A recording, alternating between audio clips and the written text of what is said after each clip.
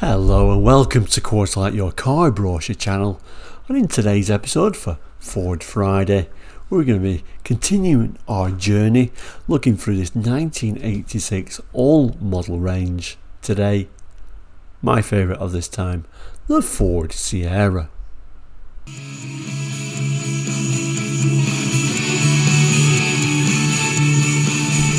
Hello and welcome back. Now if you're new to Quarterlight, Quarterlight's a car brochure channel here on YouTube, looking at car brochures from around the world for the 60s, 70s, 80s and 90s and sometimes beyond that as well. So if you're interested in looking back on cars gone by, unusual specifications, etc, then please do consider subscribing. It is completely free, helps you find the channel or the episodes you want to see.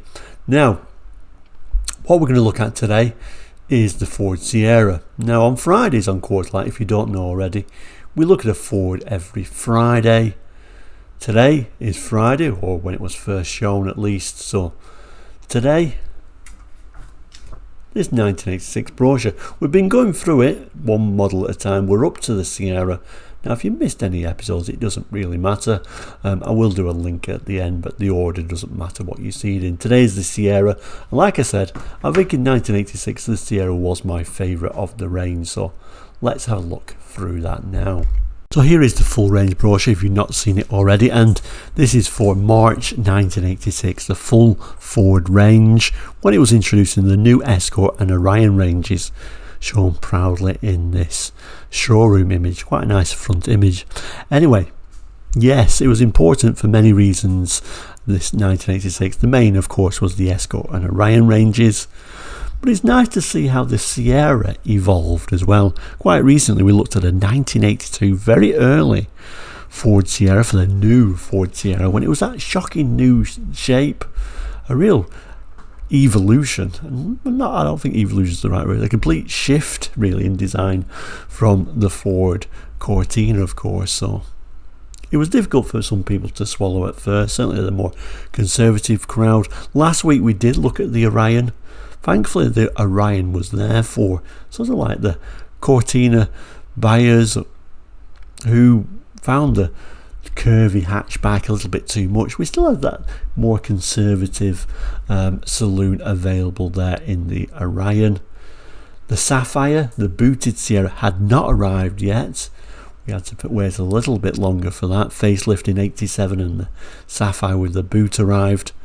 That was a nice addition, but here predates that, so we're still looking at hatchbacks for the Sierra range, and only hatchbacks, but they did evolve a little bit, and we'll have a look at that now.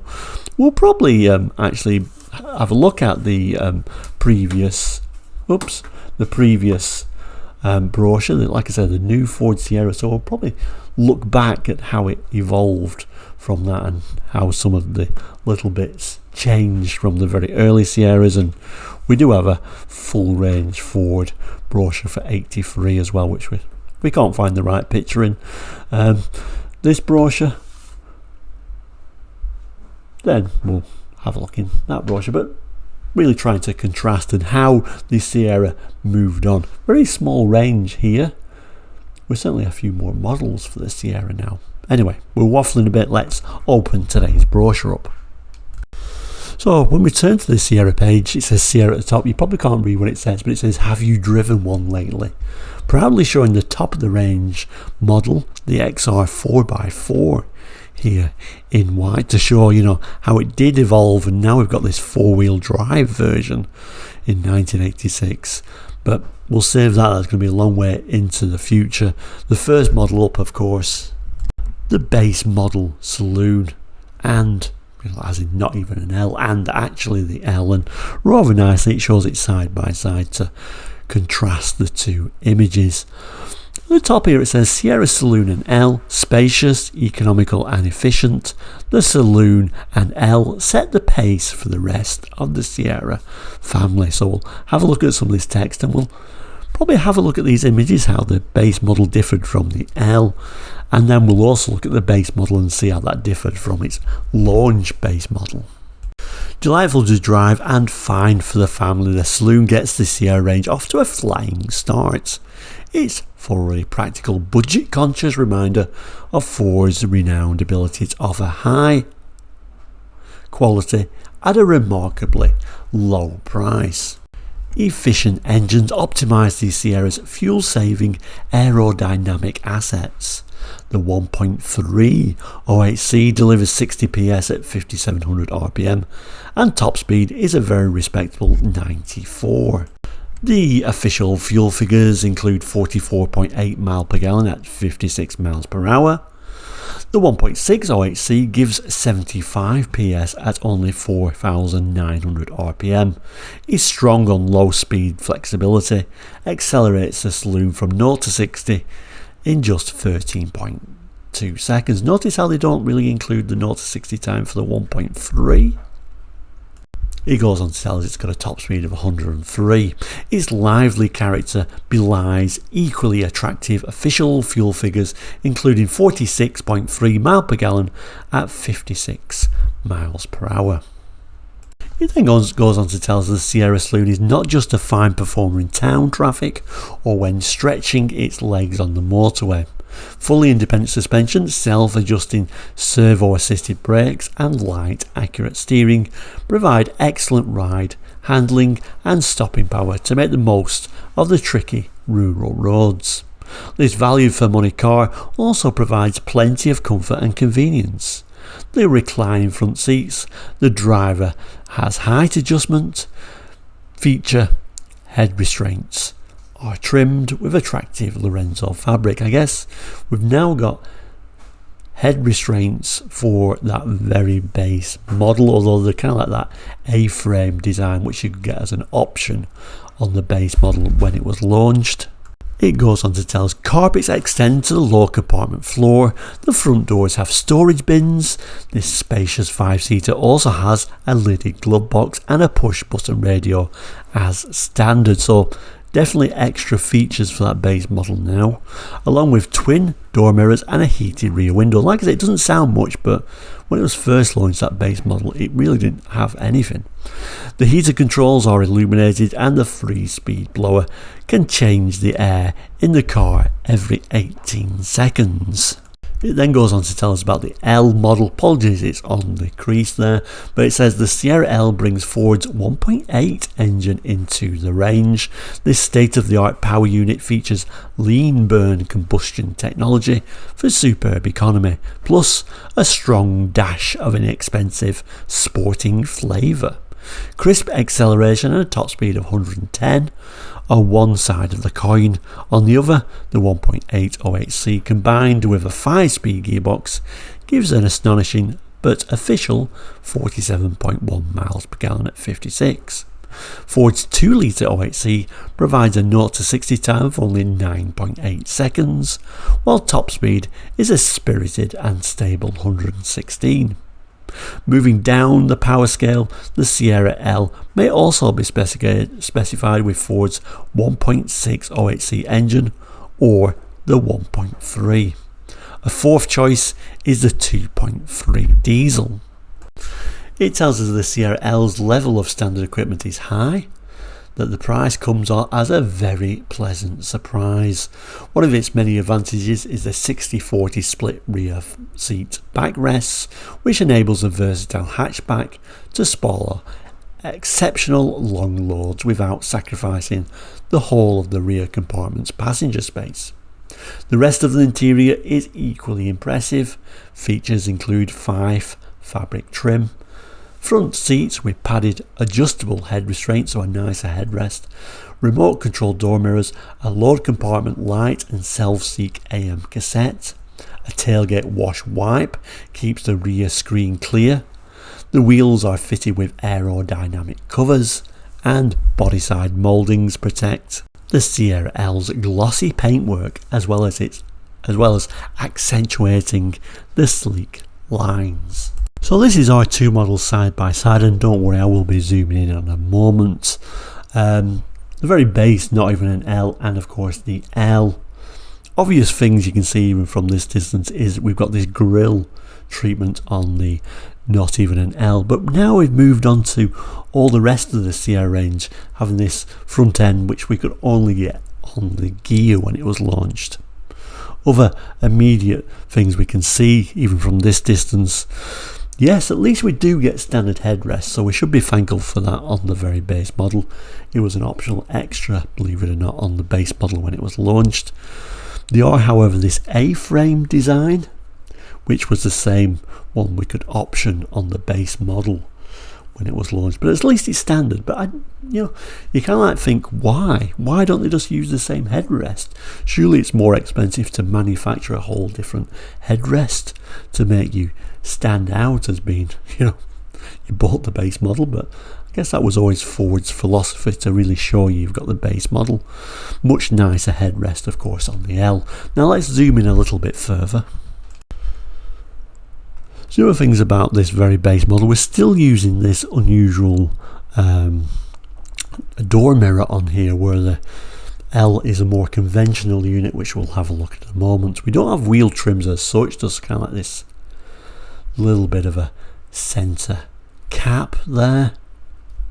And like I say, the grille, which actually I must admit I've always preferred that grille on the Sierra, but you can only get the more flat or smooth nosed version on the Ghia when it was launched. But like I said, the only one now is this very base model, but also the diesels as well.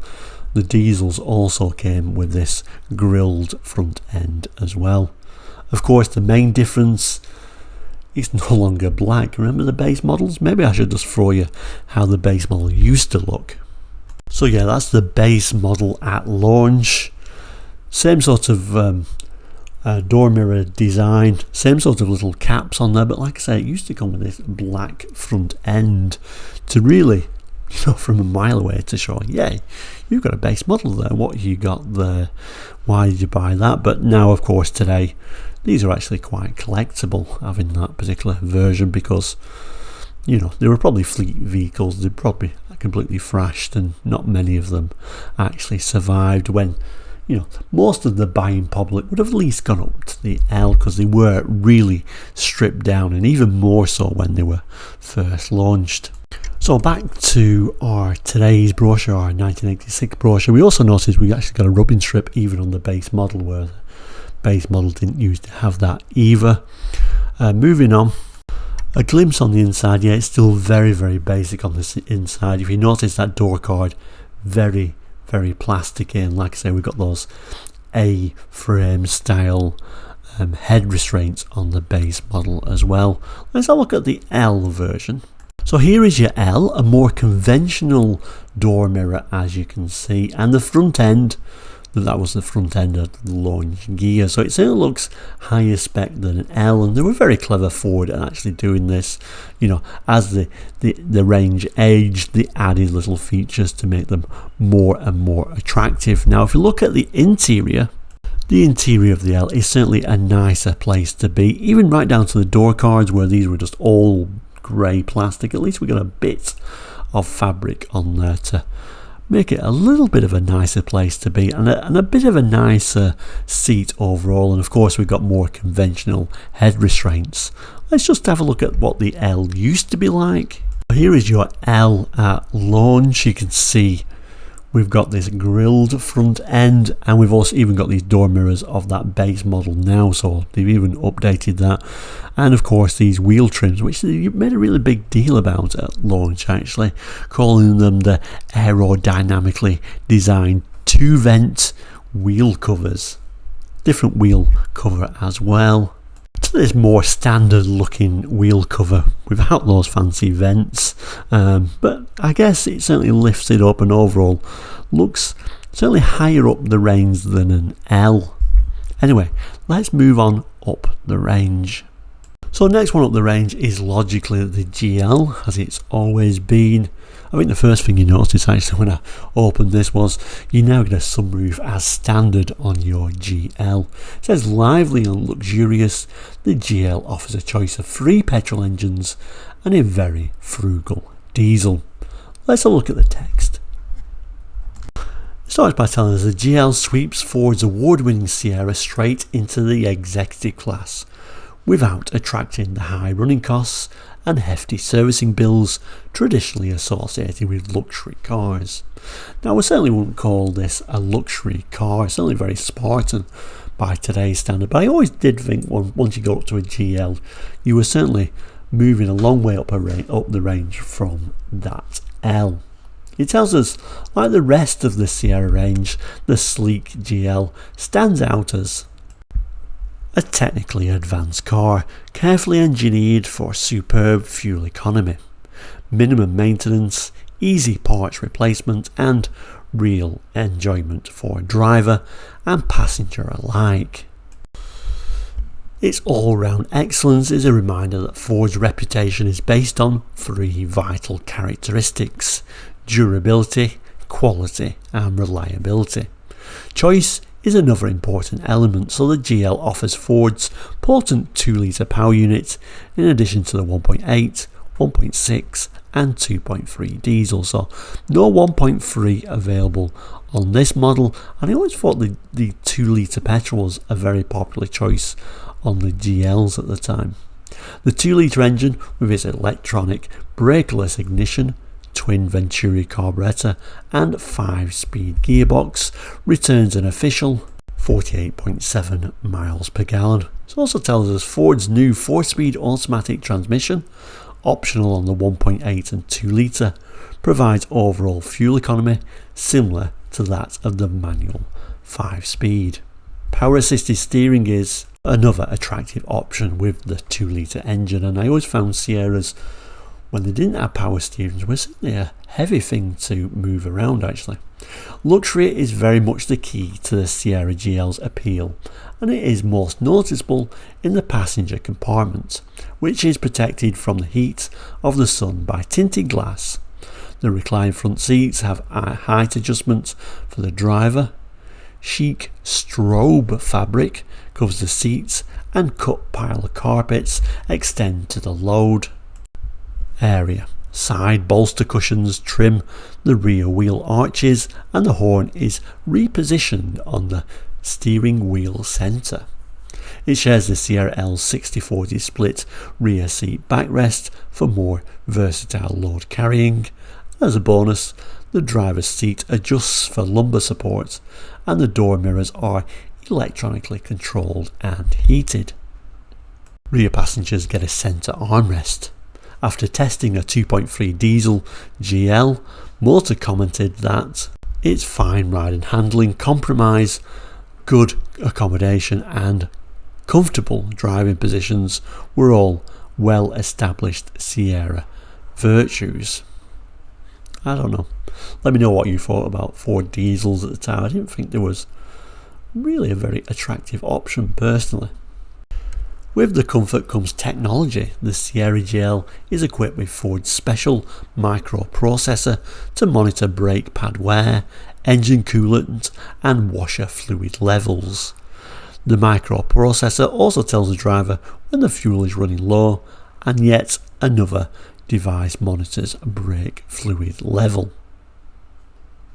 Other additional standard offerings on the GL include self-seek FM cassette, tilting sliding glass sunroof, soft top front centre armrest, glove box, a glove box with interior lights, a brightness control for the instrument panel, illuminated and a tachometer, although not for the diesel. Of course, the GL also many of the Sierra L's features: tailgate wash wipe, 3-speed heater fan, load area light and quartz clock. Let's have a look at the images. So we get a little bit of an image of the steering wheel and the all-important sunroof, now standard on the GL. A nicer seat fabric, and of course we've got that rear armrest of course. And overall, I think the GL was a nice spec, and actually this is a particularly nice looking colour. It really suits this GL. But remember, if you did choose the diesel, you got that slotted grille and different lights on there, so unusual they did that, but I guess maybe they felt they needed to have that grille for the diesel model. Anyway, if we compare it to the old GL, So the original GL was actually still a very nicely spec model. Of course, we've got that slotted grille, we've now got the Ghia front end on the 86 model, and of course those slotted wheel trims are now gone with a different wheel trim, and of course we can see no sunroof on there as well. We can see those newer wheel trims on the 86 GL. Let's move up the range though and have a look at the Ghia. So the car you aspire to own, the Ghia. Always thought the Ghia was a nicely spec model anyway. Of course we've got that front end the same, so the same as the launch, that smooth front end.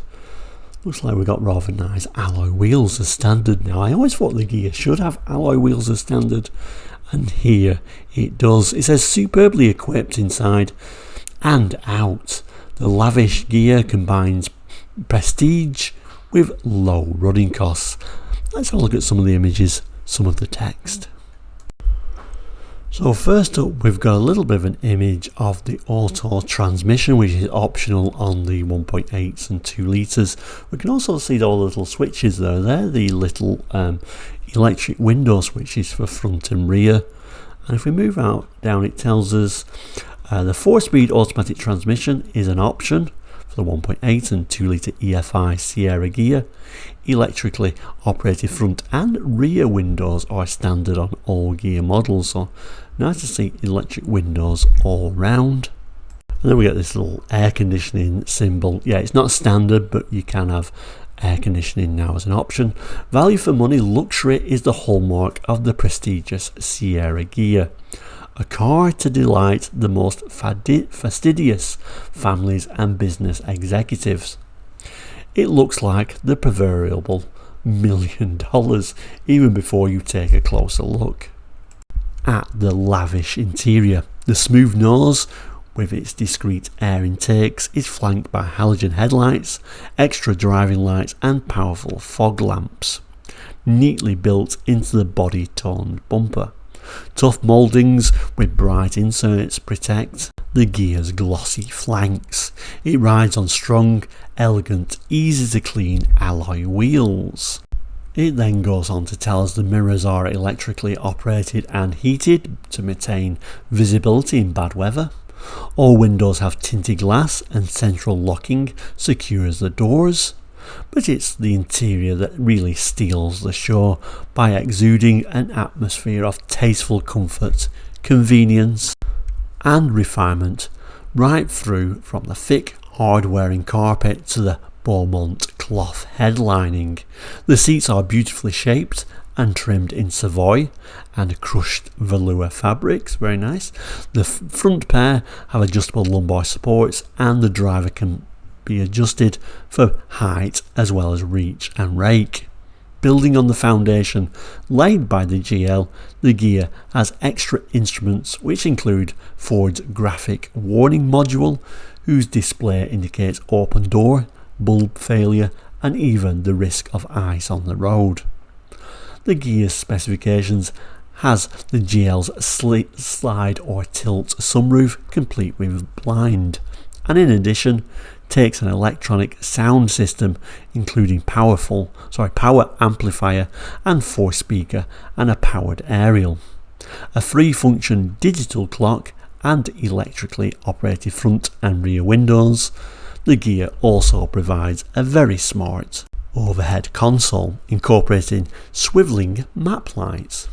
In fact, every facet of the car's character proclaims the influence of Ghia's world-famous luxury styling. But even the superb saloon specification can be enhanced.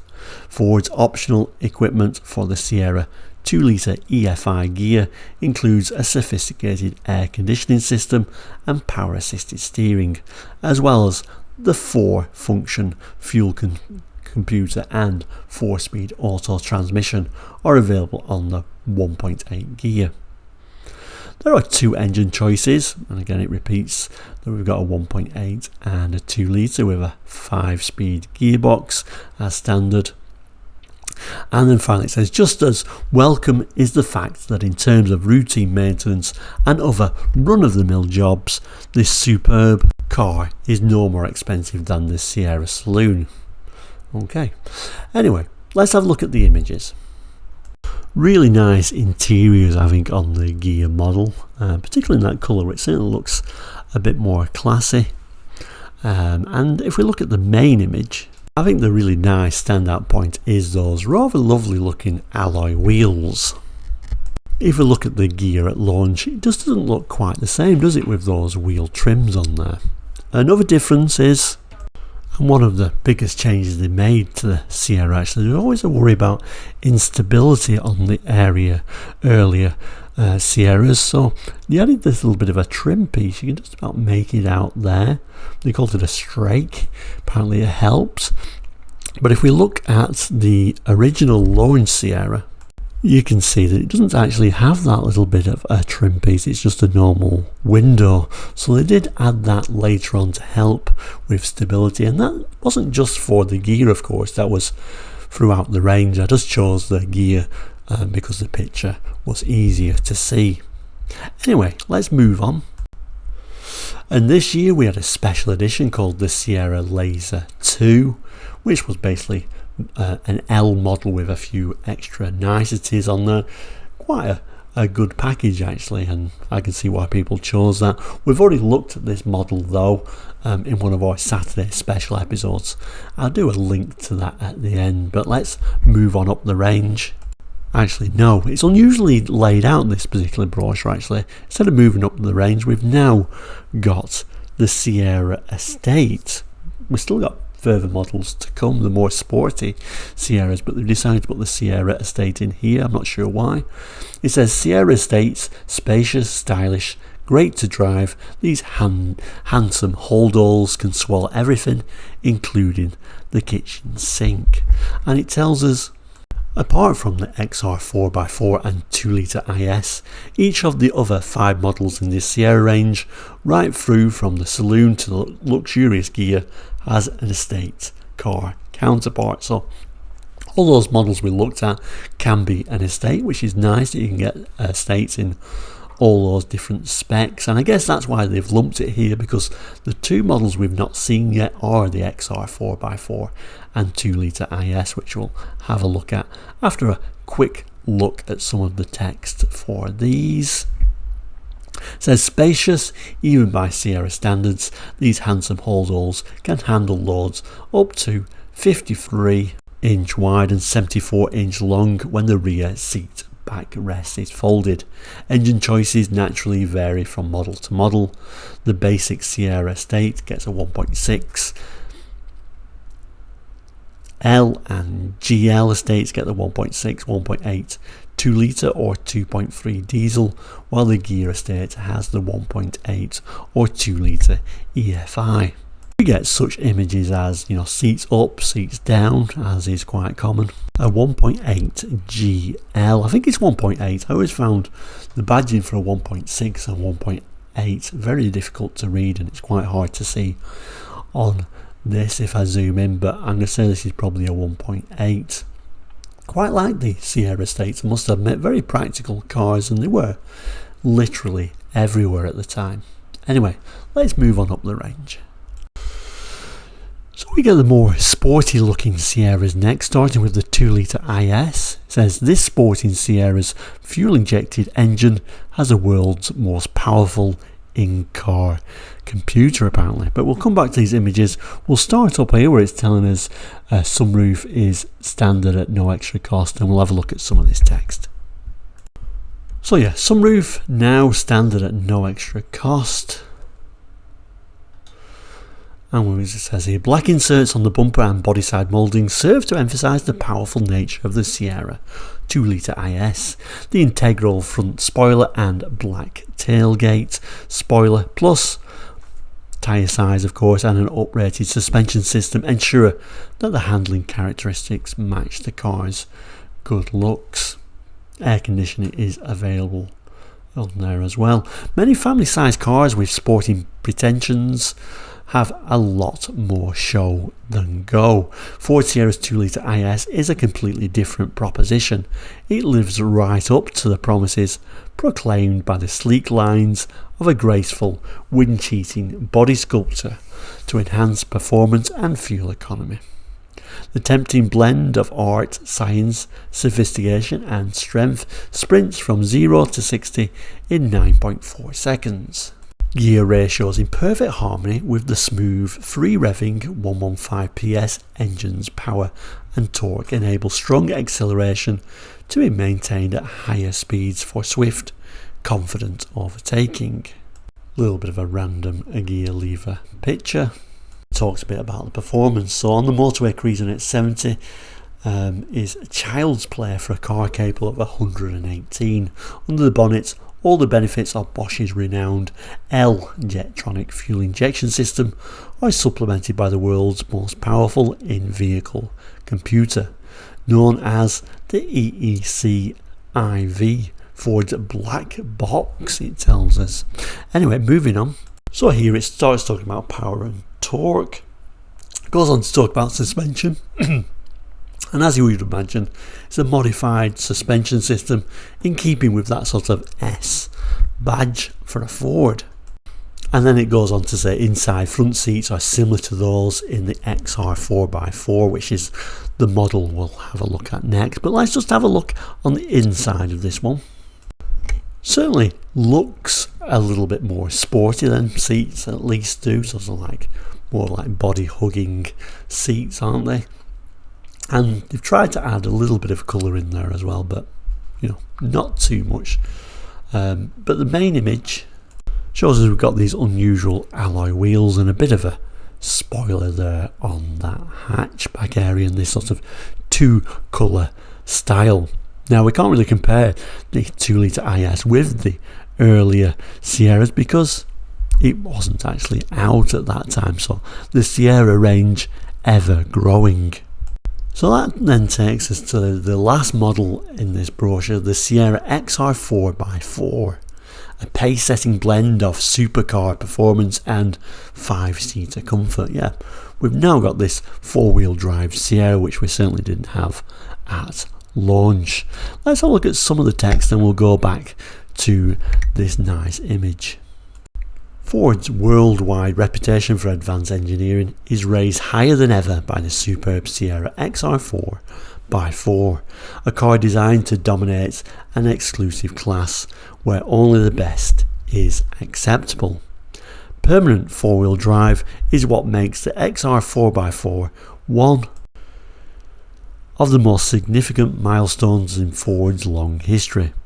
It has been perfected by the Special Vehicle Engineering team, whose expertise and enthusiasm created the Fiesta XR2, Escort XR3i, Escort Cabriolet, Escort RS Turbo and Capri 2.8 injection special.